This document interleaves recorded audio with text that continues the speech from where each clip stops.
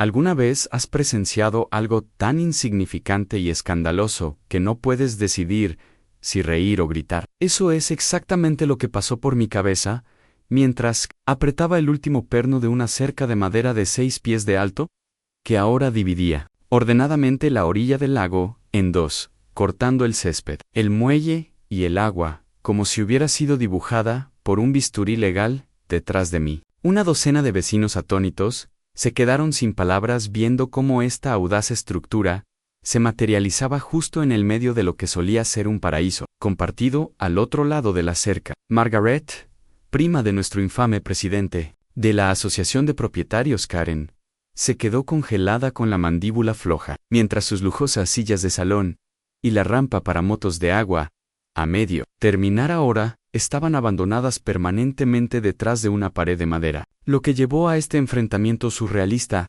comenzó hace 5 años cuando compré la casa de mis sueños, en Willowbrook Estates, atraído por la promesa de acceso a la orilla del lago con escritura. La propiedad venía con derechos de uso compartido para una playa de arena y un muelle comunitario, los cuales eran fundamentales para los veranos de mi familia. Todos los fines de semana, mis hijos y yo pescábamos, nadábamos y jugábamos junto al agua hasta el anochecer. Esa orilla del lago era más que solo una vista, era parte de nuestra vida.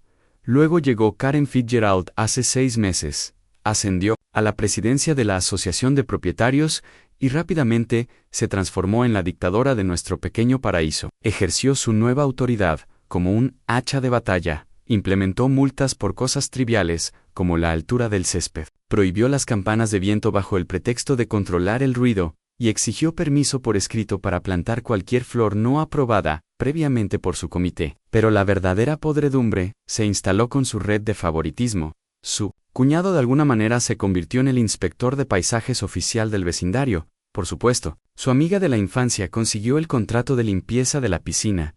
Y cuando su prima Margaret voló para una estadía prolongada, parecía que las reglas de la Asociación de Propietarios ya no se aplicaban.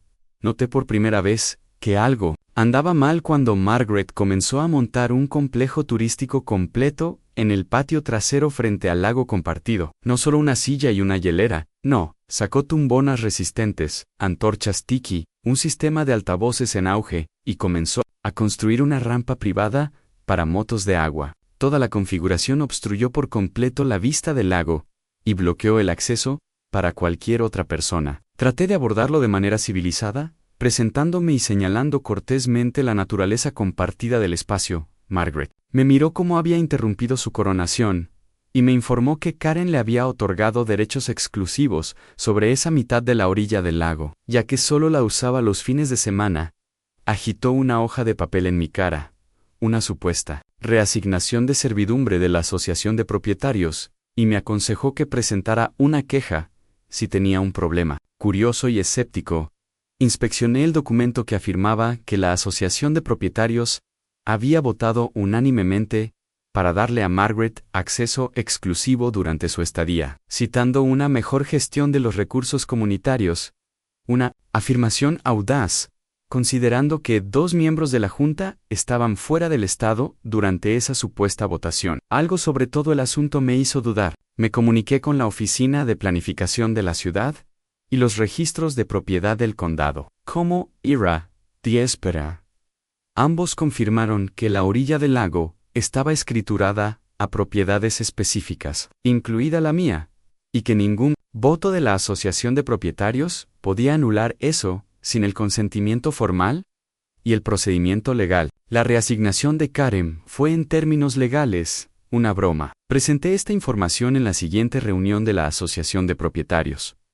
La respuesta de Karen fue puro teatro. Su rostro se puso rojo de dolor. Su agarre en el podio fue lo suficientemente fuerte como para dejar huellas dactilares. Gritó que la Asociación de Propietarios había modificado recientemente sus estatutos para permitir el control total de todos. Decisiones de la costa. Ella afirmó que cualquiera que desafiara a la Junta sería multado con $500 por día. Incluso presentó otra enmienda a los estatutos convenientemente indocumentada, supuestamente aprobada en una reunión misteriosa que nadie recordaba.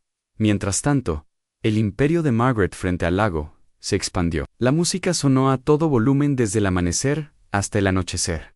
Sus invitados destrozaron la playa. La rampa para motos de agua se mantuvo como un dedo medio de madera para el vecindario, y cuando mi hija de 8 años intentó caminar hasta el agua, para su baño matutino, Margaret la bloqueó físicamente y declaró el espacio propiedad privada. Ese momento, ver a mi hija regresar con lágrimas en los ojos, fue la gota que colmó el vaso. Pasé la semana siguiente enterrado en papeleo, como abogado de contratos. Este era mi territorio.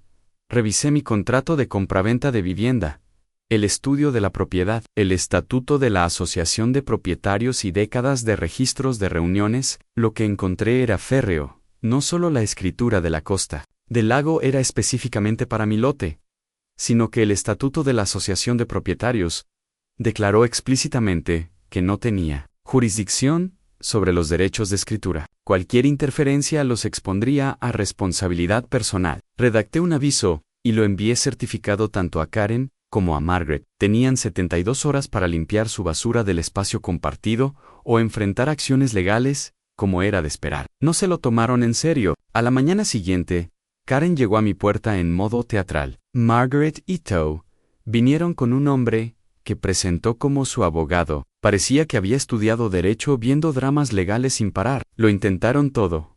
Amenazas, sobornos, teorías legales extrañas. Karen se ofreció a renunciar a mis cuotas de la Asociación de Propietarios durante un año, si lo dejaba pasar. Margaret propuso un horario compartido. Ella tomaría lunes, miércoles y viernes. El supuesto abogado murmuró algo sobre los derechos de los ocupantes ilegales, lo que le valió una mirada de desaprobación y una cortés invitación a irse. Las 72 horas transcurrieron sin cambios. Margaret, en todo caso, se esforzó más. Expandió su instalación. Comenzó la construcción de un pabellón de sombra permanente.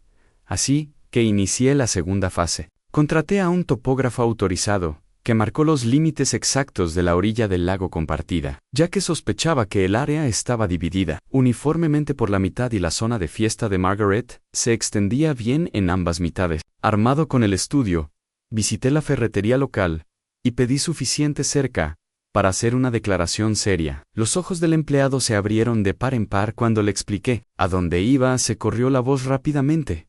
Cuando llegué a casa, todo el vecindario estaba animado. Cuando la gente me preguntó si era cierto que estaba construyendo una cerca, respondí con calma: solo estoy marcando los límites de la propiedad. Al amanecer del día siguiente, estaba en el lago con un equipo completo de cercas, permisos, el estudio y una misión. La cerca se extendía en una línea perfecta de un extremo a otro de la playa, incluso cortando el muelle comunitario por la mitad. Fue práctico y poético a la vez. Margaret emergió justo cuando los paneles le bloqueaban el acceso a sus queridas tumbonas. Su taza de café se rompió en la terraza. Karen llegó poco después en bata de baño y rulos de espuma, seguida de cerca por la mitad del vecindario. El colapso fue espectacular. Karen gritó acusaciones de vandalismo, allanamiento, angustia emocional, incluso robo de identidad. Llamó a la policía, que revisó mi documentación y se fue. Llamó